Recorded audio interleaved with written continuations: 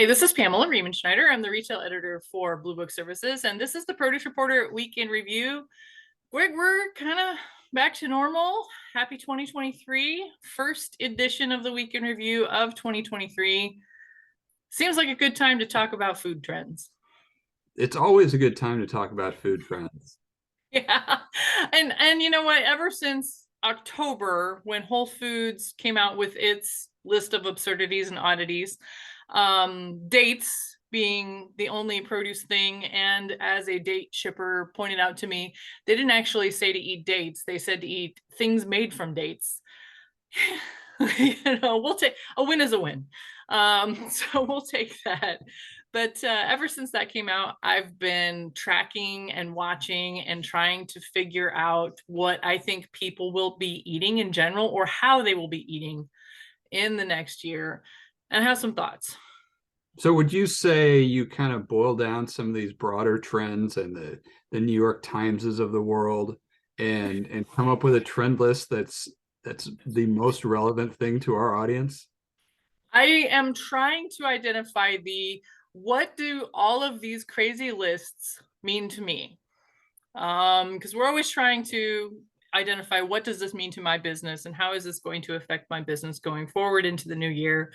So I'm picking the way people are eating, the way people are shopping, a specific produce items that I think might be trendy over the next 6 months to a year, and kind of an overall wrap up.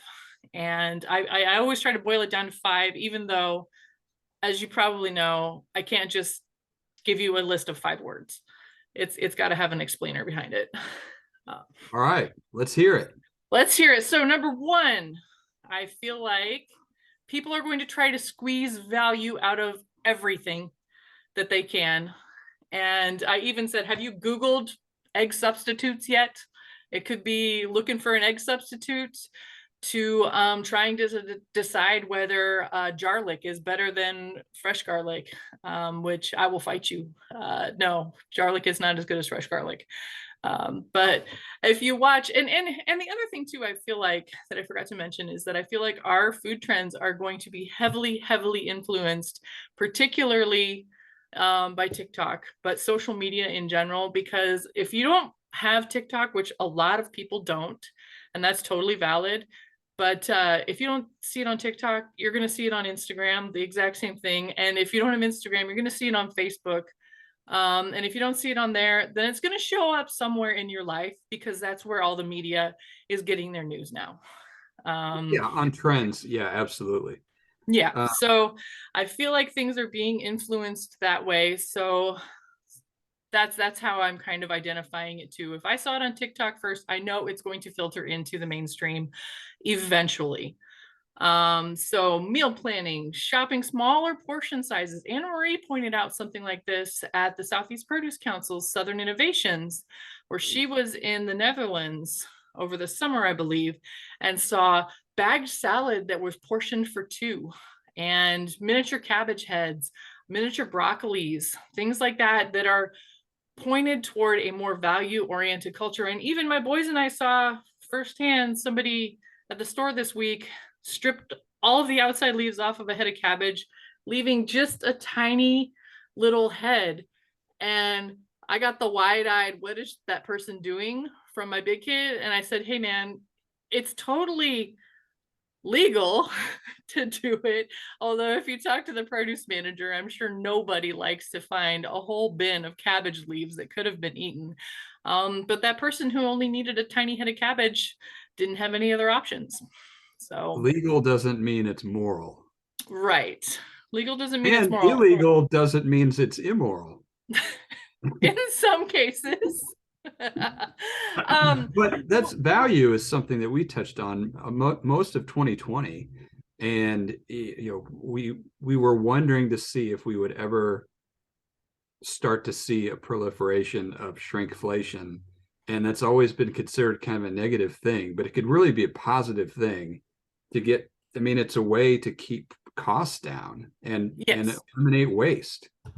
And I also saw kind of an answer to our question about why are we seeing what was it, where fewer people shopping at dollar stores, even though we're saying that more people are going to shop at dollar stores. And actually Winsight keeps track of store openings, and in December they kept track of all the retail grocery store openings and found that the discounters had the most openings in December. So there's a little check mark on that column, just kind of an aside that I saw while I was doing my daily peruse of all the medias out there. So definitely, I think number one trend for 2023 is how can I get the most value out of it? And also, I mean, I also wanted to mention this really great thing that I saw in the New York Times.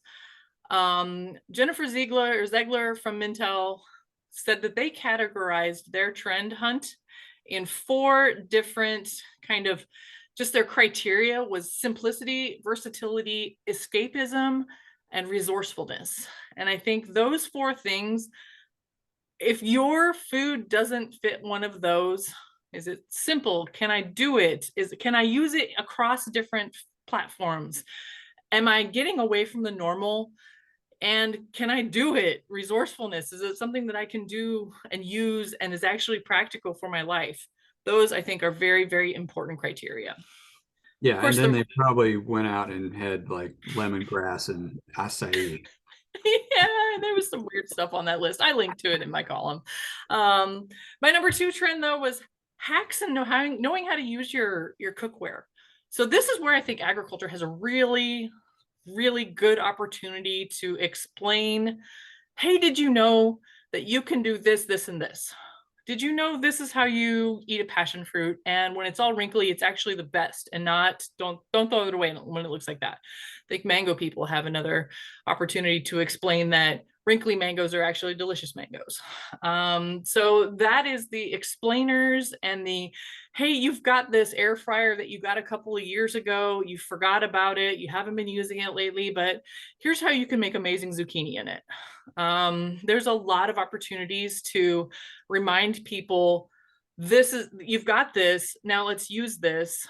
And basically shopping your pantry and using what you've got. Very important for a lot of people. And I think kind of goes in with that value, but also is a really broad trend. And you know what? TikTok taught me how to use my stainless steel cookware that I've had for 21 years. Who would have thought? Heating it up all the way until the water dances. I was not doing that. Who knew? Who knew? And the other thing is something that I explained when I talked to the Fresh Produce Association of the Americas about TikTok, and it is authentic influence. And it's my theory of why video is like this nowadays, because it's about one person and how I experience the world, and not how to get everyone into it. So it's kind of my video theory, and the algorithms are boosting those kind of videos, of point of view videos of how, this is how my grandma taught me how to make pasta, or this is how my mom taught me how to make Persian rice, or something like that. So that authentic influence, because younger consumers especially trust person to person recommendations more. We've seen that for years, where we talk about as the generations come up into their own, they prefer trusting a one-on-one person rather than a paid influencer or some kind of big media, even though a lot of these people on TikTok are getting paid to promote this stuff. Number 4, on that note of this is how my grandma taught me how to make it, I think Korean foods, and particularly kimchi, are going to be my produce spotlight of my trends. Kimchi is great because it's got cabbage and Asian pears and radishes and all this great stuff in it, but it's also fermented and it has a health halo. And also I've been influenced and I've been eating a heck of a lot of kimchi. Just because TikTok told me how to do it.